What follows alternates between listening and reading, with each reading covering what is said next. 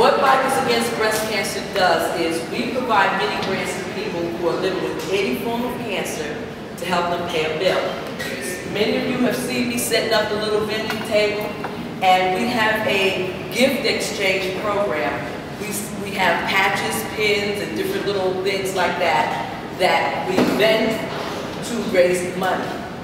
100%, let me say that again, 100% of all donations that come into the organization helps us to provide the mini grant. But when you see me with the vending table, that helps us with things like buying paper, stamps, envelopes, and things like that. We are 8 years later, and we are now a national 501c3 organization. What the color? Okay. How many of you can honestly tell me you know when your helmet was made?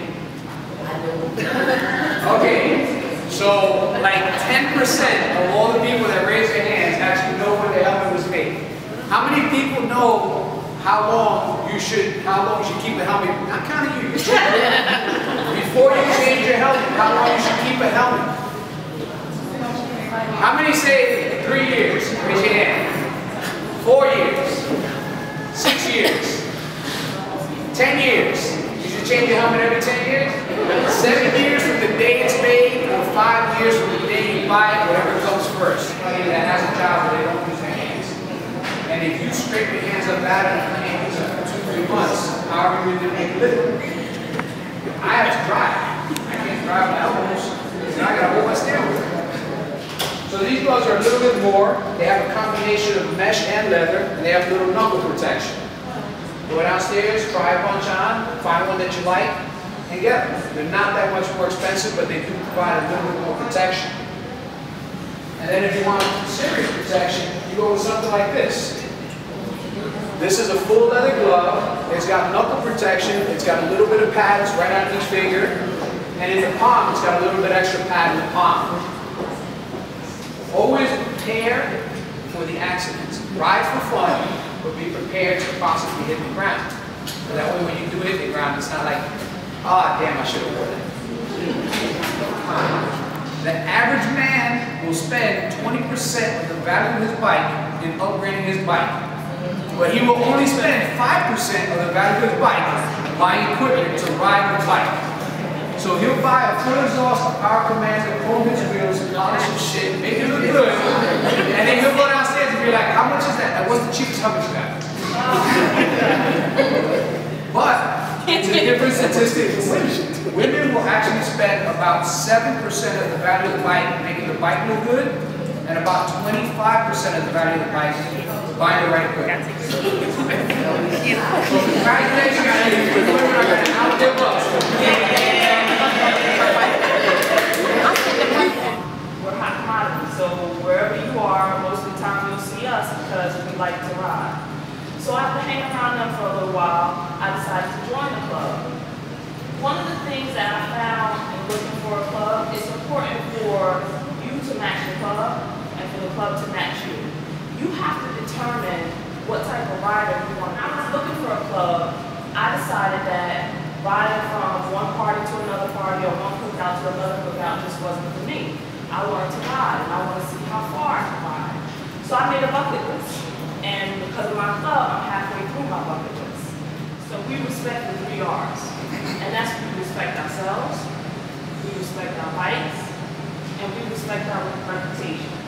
We've got to respect these bikes. It's not a cute sport. It's not the sport the way people do. It's not the sport to come out half-dressed. We're just weird. I fell my first year with Aquaman. And I slid about a block, maybe. All I did was I broke my hand. I broke my wrist. Why? Because I had my gloves on with the knuckles that we talked about. Why? Because I have those boots that we talked about. We are in here. It is not a sport to be cute. If you're biking with your gear on, you're biking with respect for your bike, you're biking with respect for yourself, you're biking with respect for your other riders. It's not time to show off, it's not time to be cute. Ride your ride. Be who you are. And everything will come into place. And you're going to go out there and at 25 miles an hour, you're going to start to shit your pants. Oh my God, I'm doing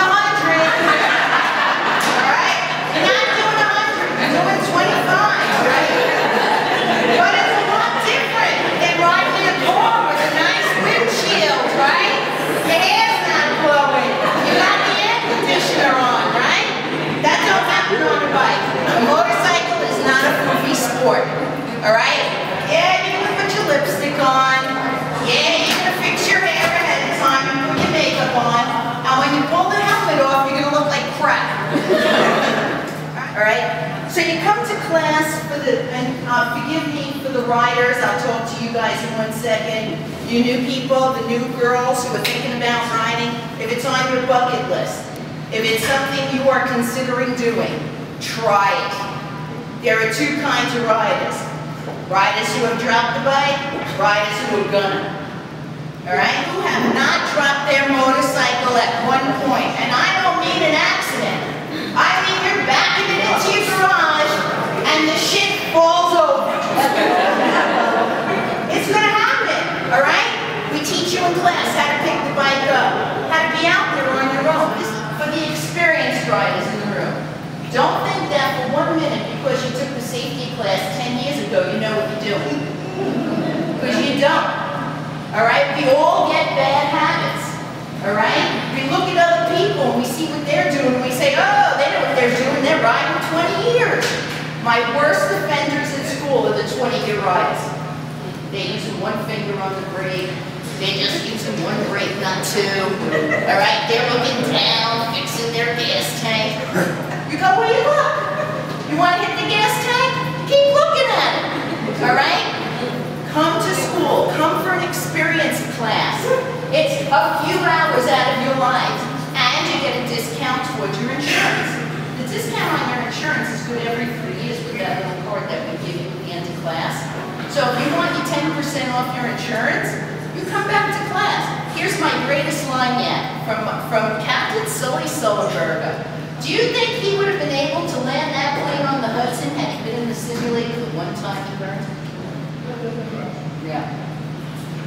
Okay? Riding a motorcycle is harder than flying a plane or helicopter. That's a fact.